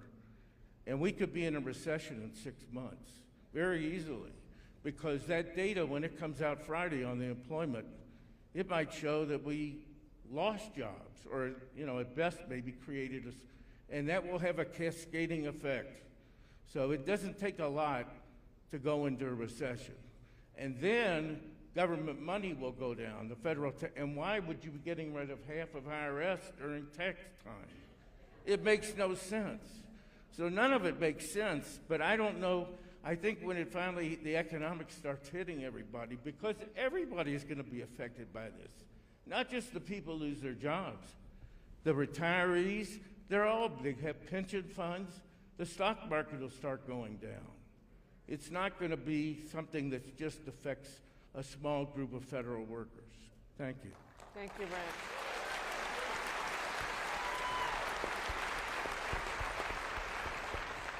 Again, thank you for this opportunity. I do know Kris prior. We went to high school together, so we were classmates. And I believe one of the attorneys general stated that, that we're here because we love Kris, but I loved Kris first. So. Good afternoon, good evening, attorneys general. I am Paul Russell, the Vice President of the Fort McDowell Yavapai Nation. I appreciate speaking today about the severe consequences of these federal budget cuts on Indian country, including my own nation. The situation in Indian country is dire. The massive budget cuts and firings implemented by the Trump administration have left us in a state of extreme concern. The impacts on tribal governments and economies are devastating with potential consequences including reduced services to tribal members, layoffs of tribal government and enterprise employees, and reduced or eliminated grant funding for key projects. The uncertainty of the future is perhaps the most alarming aspect, as we are left questioning how much worse things will get in the coming weeks and months. Some real impacts have already been experienced. First, the pause or elimination of the Bureau of Reclamation grant funding threatens two major projects at Fort McDowell.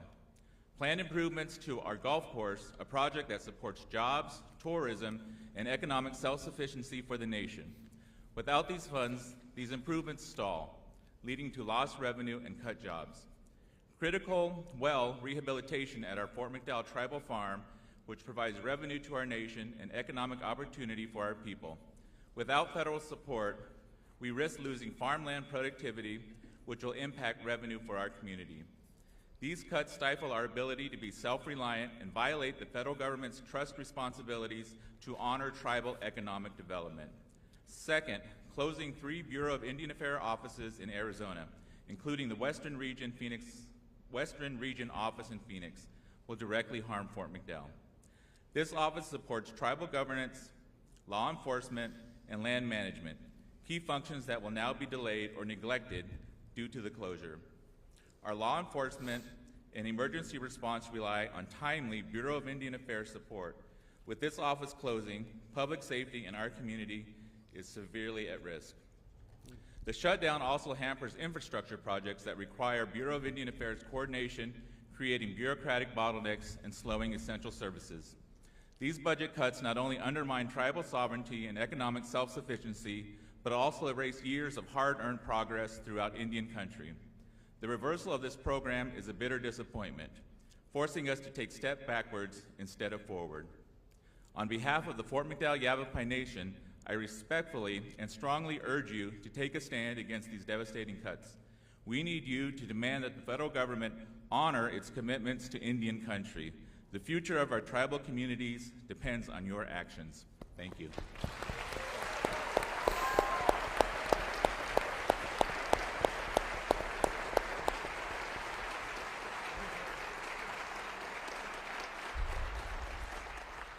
Thank you, Mr. Chairman. Next up, we have Paula Morell and Clarissa Vela, and then I think it's Wayne. Yeah, Wayne Varianata. Totally butchered that, I'm sure, but Paula, Clarissa, and I think it's Wayne or Wade. All right. Just try and stick to the 3 minutes, and I'll hold the mic for you. Good evening. I am a citizen, a veteran of the United States Air Force, and a concerned mother, and thank you. I wanted to also say thank you to the first speaker who was here on behalf of VA employees. The VA saved my life. I received a phone call from my son, who is a federal employee, also a veteran, assigned to Guantanamo Bay, Cuba, regarding one of his friends here in Arizona, a veteran and federal employee fired from CISA, and I'd like to read this. My name is PJ. I'm here in support of our family friend, Kyle, and federal employee, a federal employee. Like him, who have found themselves in similar situations. Kyle is a disabled combat veteran, a federal employee with perfect performance ratings, who had recently accepted a promotion. He transferred from DOD to CISA, and 2 weeks ago, Kyle was wrongfully and unjustifiably fired after 5 years of federal employment by Elon Musk's so-called Department of Government Efficiency, or DOGE. He was fired without cause or forewarning. His supervisor wasn't even notified he had been fired and wasn't aware of this action until Kyle informed him that he had received the email. Kyle has been a faithful public servant who has devoted his life to upholding the Constitution and protecting the safeties and freedoms of Americans. He should not have been on probation, and he should not have been fired. If Trump and Musk can do this to Kyle, who will be next? My son, like Kyle, is a veteran and federal employee with 10 years service. My son recently accepted a promotion that required him to pick up his family, sell his house and vehicle, and relocate to Guantanamo Bay, Cuba. He too was placed on probation because of the promotion. Fortunately, his probation ended back in October 2024. But who can guarantee that the firings won't later impact my son and others like him? Currently, my son is receiving daily harassing emails from DOGE demanding that he resign, demanding that he respond with 5 things he did at work this week. And as a mother, I am tormented knowing that my son and his family have sacrificed so much by accepting the assignment on Gitmo, only to be subjected to relentless harassment by the government he serves. This president and his billionaire buddy are destroying careers, disrupting lives, and causing untold stress with American households. We must stand up for these federal employees. We must fight for them to be reinstated to their jobs, and we must ensure that the felon in the White House respects the laws of the land. Thank you.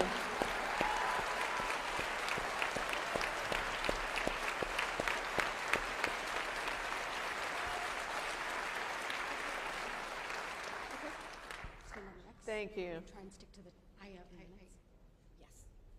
Hi, my name is Clarissa. Hi, y'all. So I might take like 14 more seconds longer than the 3 minutes, but I just wanted to show you something. You put out a call to action to Arizonans, and we listened. So on here, I had this laminated. It cost me a lot of money. This is a 43-foot roll, and it has all of the things that you asked for that your constituents wanted you to know about. So I would roll it out, but they asked me not to, so I'll respect that. But there's a lot. From DOGE to healthcare to everything. I would love to let you keep it, but we love to put it up at all of the protests or rallies, whatever they want to call them. So, but I would love for us to take a picture with it. And for all the people who were there yesterday, can you please wave your hands and let them know? Yes! You put out a call to action, and we're responding. Sorry. Okay. My name is Clarissa Vela, and I am a part of Profit First, the Profit First Project. We are a nonprofit organization. We have a lot to say because I got a big mouth. I am an Arizona proud Latina of the Osborne School District. I'm college educated. I'm currently studying for the paralegal professional thing. So if you guys could please put in a good word for me with the bar, that'd be great. I probably don't need the mic, I'm really loud. So I'm just gonna read you this. It says, a lot of us are here because we are angry, and I just wanna remind Republican elected officials that we will remember these unhumanitarian political career-ending policies at the midterms and the primaries. Hey, let her cook. A lot of us are here because we're worried for the future for ourselves, our parents, grandparents, and families. We fear for the future and education of our children, especially those like my son with special needs. We worry about our LGBTQIA+ and trans friends as they are being targeted, harassed, and murdered for simply choosing to be themselves.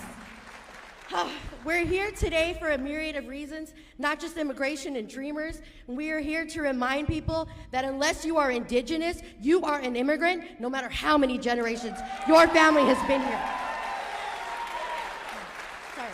We're here today for all of those Americans who rely on the soon-to-be gutted socialist government programs like Medicare, Medicaid, SNAP, TANF, WIC, Social Security, VA benefits, cancer research, reproductive freedom, DDD, IEPs, DEI, the Department of Education, NOAA, the SAVE program, USAID, AID, and women's voting rights, all being currently dismantled by Donald John Trump.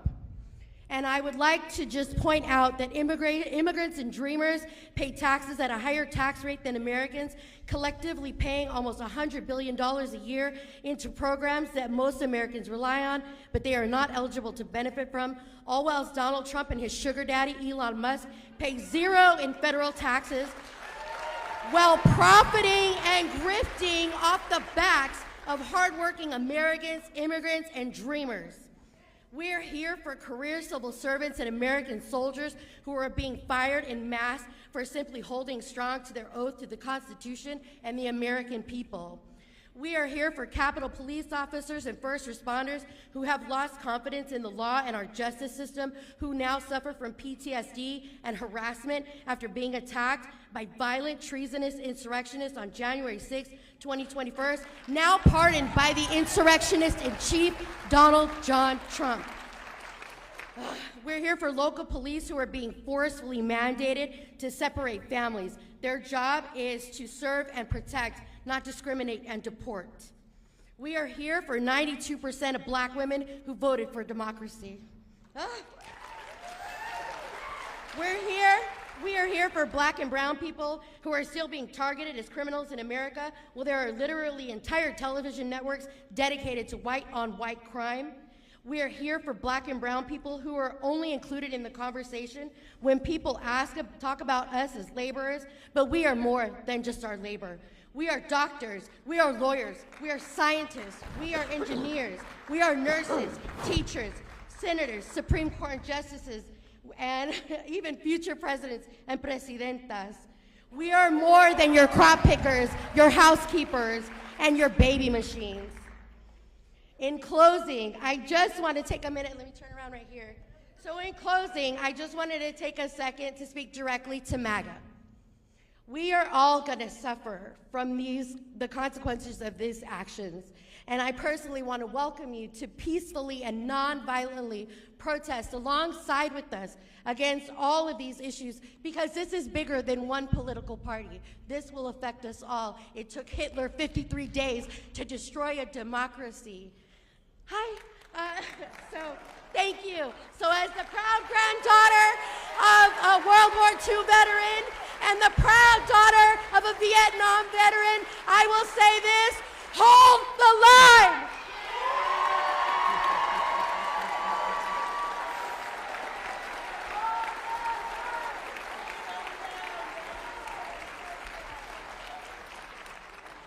All right, well, that's going to be hard to follow, but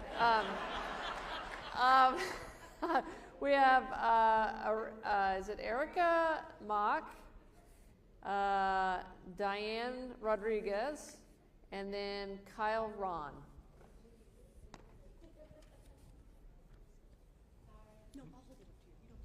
Okay. My name is Wayne Warrington. Apologies, apparently, for my horrible illegible handwriting on my name. Oh, sorry. I am a sustainability and climate action consultant, and I work with organizations across multiple industries, helping them to identify ways to reduce their resource use and plan for the impacts of climate change. Because my work falls within a targeted area of federal oversight, specifically sustainability and climate action, we are experiencing increased scrutiny on our efforts.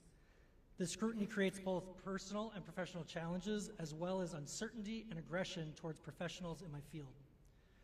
From a consultant's perspective, I've worked with organizations across multiple sectors for several years, including cultural organizations that rely heavily on philanthropic support, including quite frequently local, state, and federal funding.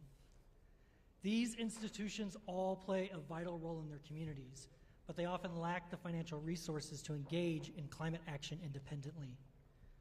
Federal funds, including matching grants, are critical in enabling them to meet sustainability and climate-related goals. The freezing of federal funds and the ongoing firings at the federal level have created an environment of volatility and uncertainty for these organizations. For many cultural organizations, this means struggling to move forward with planned projects or complete projects that are already underway. This instability is compounded by the turbulent nature of administrative decisions, lawsuits, and shifting priorities, making it difficult to navigate long-term planning. This disruption affects more than just these institutions, though. Cultural organizations, from museums and children's centers to zoos and aquariums, are community hubs that foster engagement and education. With the increased economic instability stemming from these federal actions, attendance and participation are at risk. We have seen from previous disruptions, like the COVID-19 pandemic and the 2008 financial crisis, that people experience a reduction in capacity to engage with these organizations because of the uncertainty in their own financial situations. Today, it is federal policies that are creating that uncertainty.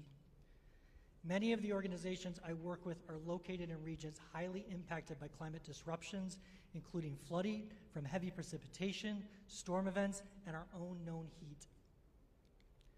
These cultural institutions are not only adapting to their own climate risk, but are essential in educating and supporting their communities in also navigating these challenges. The current federal climate of uncertainty has already started negatively affecting their ability to fulfill this role. I have experienced directly that the federal firings and funding freezes have threatened the stability and effectiveness of organizations that serve all of the members of our community in a variety of ways. I applaud your efforts in listening to public experiences and urge you to continue sharing the real impacts of these federal filings and funding freezes. Thank you. Thank you.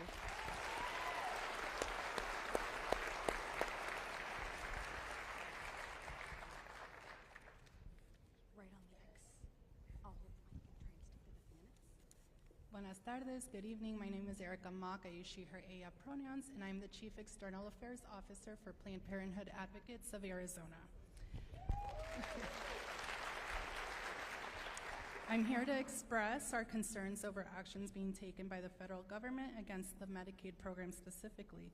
This administration, under the advisements of DOGE, is determined to wreak havoc by dismantling the regulatory state. But we are determined to ensure that Arizonans who come to Planned Parenthood health centers can get the care they need when they need it.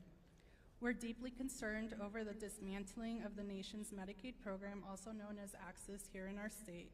If funding for Medicaid is cut, and if the Centers for Medicare and Medicaid Services continue to be targeted, it will be detrimental to our patients and community. Planned Parenthood patients use their Medicaid insurance to access care like cancer screenings, STI testing and treatment, contraceptives, HIV prevention treatment, and much more. According to the Center for American Progress, the proposed cuts would translate to nearly $19 billion in Medicaid cuts here in Arizona over a 9-year period. This means that our Medicaid and CHIP enrollment would be reduced for at least 528,000 Arizonans. Many of these are people who rely on Planned Parenthood for their health care and would have nowhere else to turn. Our 7 health centers across the state primarily serve women, people with low income, Black, Latinx, and Indigenous communities, LGBTQ+ people, and others who are already facing multiple barriers to accessing care. Many of our patients have insurance through Medicaid and other federal and state programs for uninsured and underinsured people. If funding to Medicaid is slashed and if CMS is shuttered, the lives of the most vulnerable will continue to be put at risk. We're a trusted partner in the communities we serve. These federal actions are an attempt to continue breaking the healthcare system as a whole, instead of working to expand access to essential and life-saving care. By cutting Medicaid along with other resources, we'll only continue to deny Arizonans and millions of Americans the care they need. It will lead to further reduced access to contraceptives, cost spikes in STIs, and further exacerbate the Black maternal mortality crisis we're seeing, just to name a few things. Public officials are supposed to help the communities they serve, but instead the federal government is working to deny millions of people access to essential life-saving health care. We urge you to continue taking actions to ensure that the American people can have their access to health care protected. Thank you for your time and your continued support. Thank you. Thank you.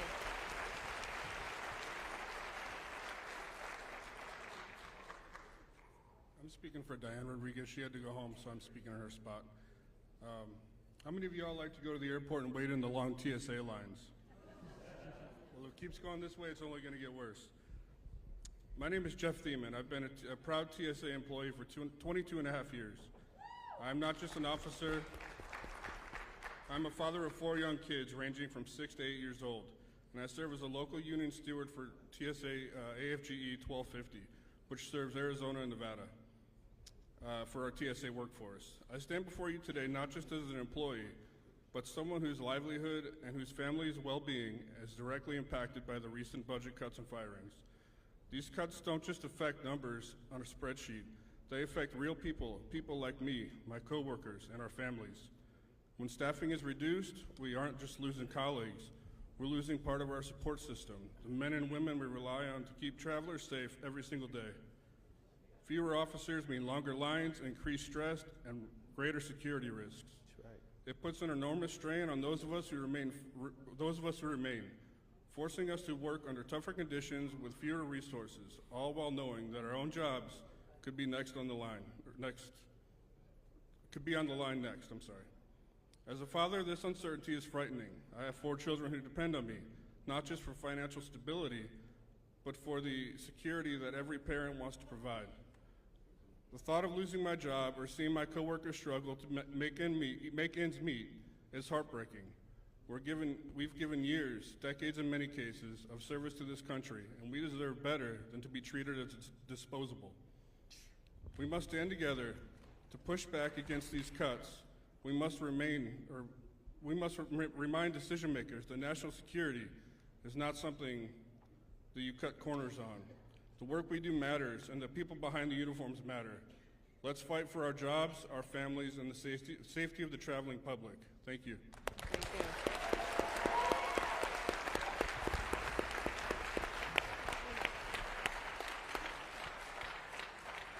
So my name is Kyle Ron. Paula kind of introduced my story back there, and I actually just got back from D.C. last night as Senator Gallego's guest for the joint address. Right. So I don't really need to go into my backstory or why I'm here.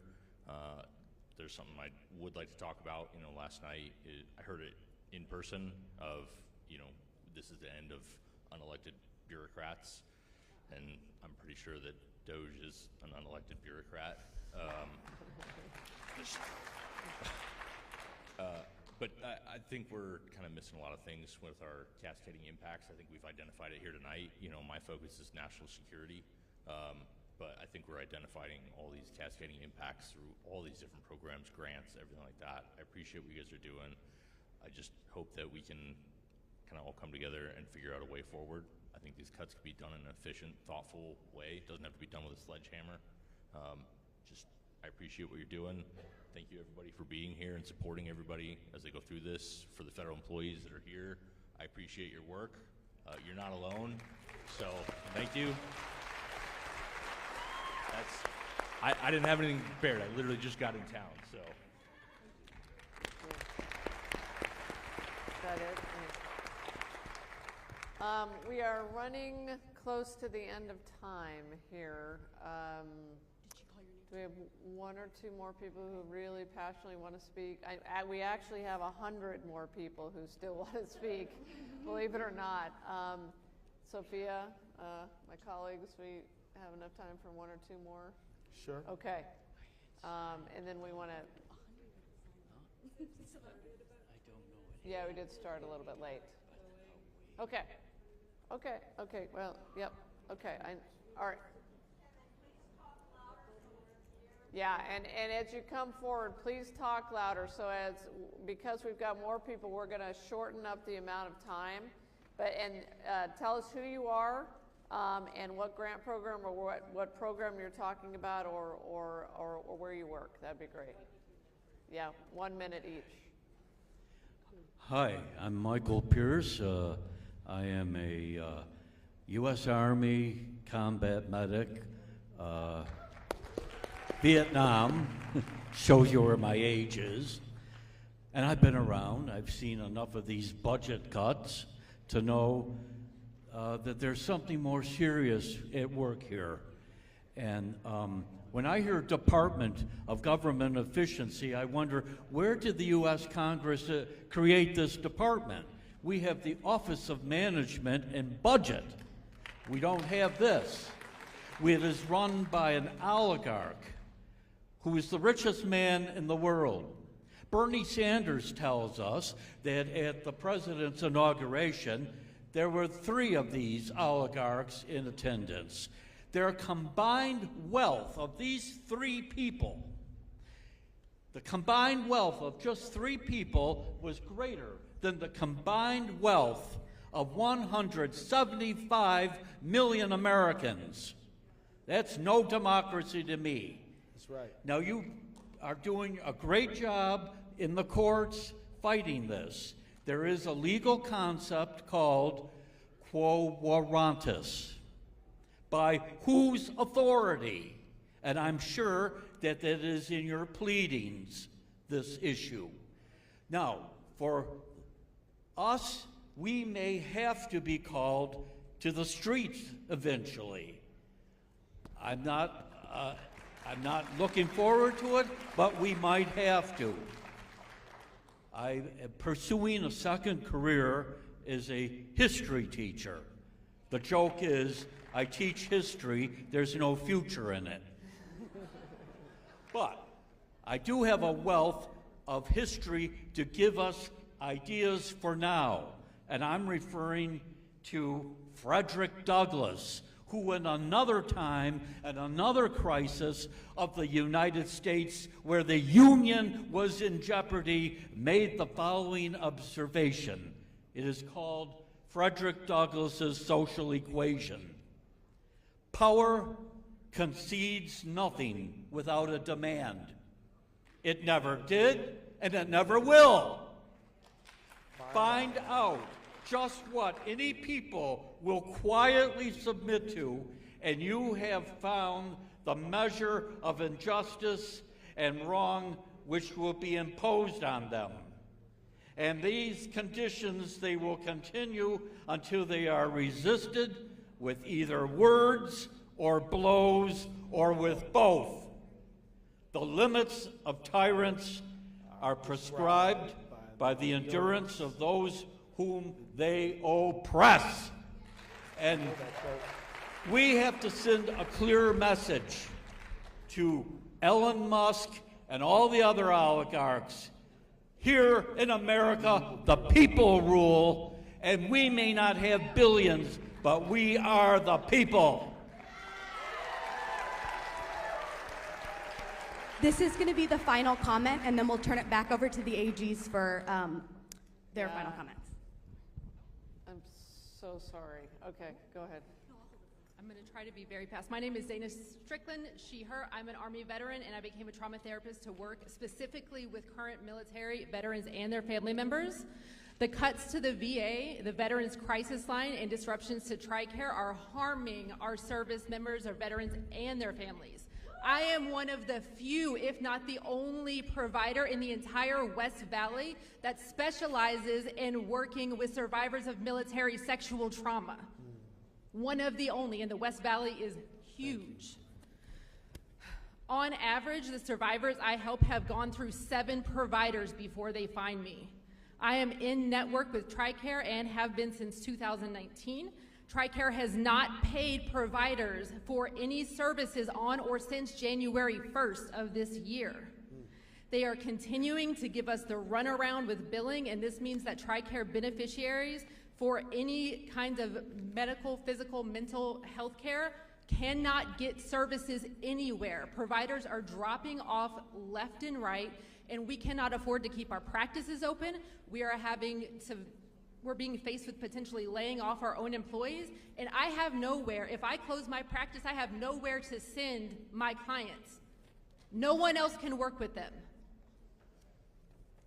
What are they going to do? So we're probably all familiar with the statistic, the underestimated statistic of the 22 a day. Way too many. One is too many. Many veterans they continue their service as federal employees, as law enforcement officers, as first responders, healthcare workers, and teachers. And because of these DOGE firings, the threats of ongoing budget cuts, RFK Jr.'s threats of government wellness farms, no, on top of TRICARE's apparent lack of care and concern about correcting their internal issues, that underestimated 22 a day is only going to go up. These reckless actions are literally going to cost service members and veterans their lives. For providers, it's going to impact our ability to continue to offer any kind of services, and our practices will close. Thank you for that information. Thank you. Thank you, and if anyone else had comments they wrote down, you can give them to me before you leave. Sophia, we want to do one more. I see some passion here. We'll do one more, and then we're gonna. What I want to say is, look, we want to hear your stories. If you have written testimony, I'll stay back, and some of us will stay back and talk to you personally. If you want to talk to me personally, we want your written testimony. If you haven't brought it with you, please email it to aginfo@azag.gov. It's on the flyer outside. It's on the flyer outside, and then we can take your written testimony. So let's do one more.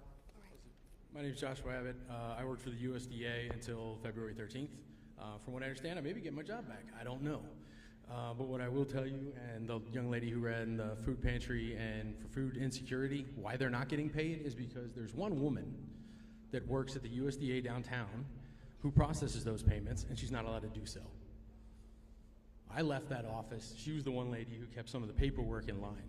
I was the person who helped underwrite the loans and all the grants to make sure that people in this state, in rural communities, the very people that voted for these people, I'm the one that goes around and makes sure that they get the money. And I'm the one that goes around and makes sure that the money is being properly spent and make sure that they maintain the property and the government's investment, your tax dollars. I was that guy, and I was the first one let go. Now, I am a 10-point preferred veteran. Not that I give a crap about that, because everybody goes, you're a veteran, you need to be protected. No. There are plenty of people in these organizations throughout the federal government who are just, oh, God. Sorry. They're civil servants that have dedicated their lives to these things. And excuse the parlance, but they're getting shit on right now, and it's crap. Absolute garbage. They turn around and they do this. Now again, I've only been there for 10 months, and I learned on the fly, thanks to plenty of education that the government provided me through GI Bills and all kinds of other things, right? And I got most of my education here in Arizona from Embry-Riddle, ASU Law, and Thunderbird School of Global Management. That's where I learned all these things that are gonna help me succeed in this particular arena. I spent 10 years almost in the United States Army, serving this country. Now, with those degrees, I could easily make 6 figures plus, but I didn't do that. I went back into public service. Kris, we met before because I was running an LD27 for the state Senate seat, and I decided that when this job was offered to me, I could help rural Arizonans more by taking this job than I could by just serving the people of Peoria. And I regret that now. Honest to God. And these are the same cuts that are gonna hit either one of your states. AG in New Mexico, I work with your state engineer because he covers 2 states right now. Because in the last 2 years, we haven't hired a new engineer for your state. He covers all the USDA projects in your state. And I think they just gave him a little bit of relief right before I walked out the door, or was escorted out the door. So this is gonna affect every single one of your states, especially in rural areas, which every single one of your states has. I'd like to thank you for your time. Keep fighting, people, keep fighting. All right. I hate to do this, but we are going to have to wrap up. Would my colleagues like to just say a few? Well, it's getting dark. That's apparently a clear sign. But Keith, do you want to start? All I want to say, friends, it's been a tremendous honor for me to listen to you. Trust that we will be back here, all over Arizona, all over this country. We have another town hall like this coming up in Minnesota on March 20th. We got another one coming up on April 16th. We are listening to the American people, and the information you're supplying to us is indispensable to the fight we're waging in the courts, but we need you to win that fight of the court of public opinion. Thank you all very much.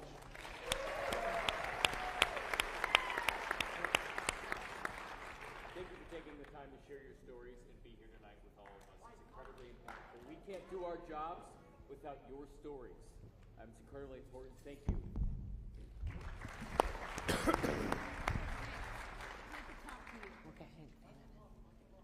So one thing came through for me tonight, and that's not just that Donald Trump and Elon Musk are violating the Constitution, and they're degrading people that have committed themselves to public service. They've broken their word to the American people. They have given their word to farmers, to doctors, to people who are doing good, honorable, and decent work in this community and all over this country. And we believe in this country, in America, in honoring our word. And if Donald Trump can't find his way to doing that on his own, we will drag him into court and make sure he honors his word.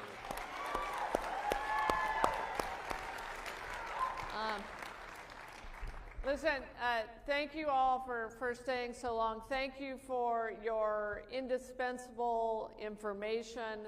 You saw us taking notes. We have recorded this. This was the first Attorney General Town Hall. You were the first of many across this country. And I want you to know, as we end tonight, I know, we heard so many terrible stories and stories of grief and hardship on Arizona families, and this is happening across this country.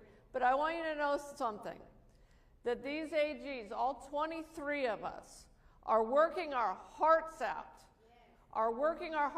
for you, and to protect this country and to make sure that future generations can enjoy what we have enjoyed. And I want to give you a couple of details. We meet, all 23 attorneys general meet every single day together by Zoom. And we are working, our lawyers are working their hearts out day and night, sometimes throughout the night and on the weekends on these lawsuits. We are up to, I think, 7 guys, lawsuits? At least 7 lawsuits. There will probably be one more this week, and there will be more after that, as long as Donald Trump and Elon Musk and DOGE continue to violate the United States Constitution. Thank you so much for being here. We appreciate you. Thank you. Yeah, I guess so. These people want to talk about it. Hi, guys. Please take this and will you Yes. please contact me? Yes, I'm an absolutely. extreme victim.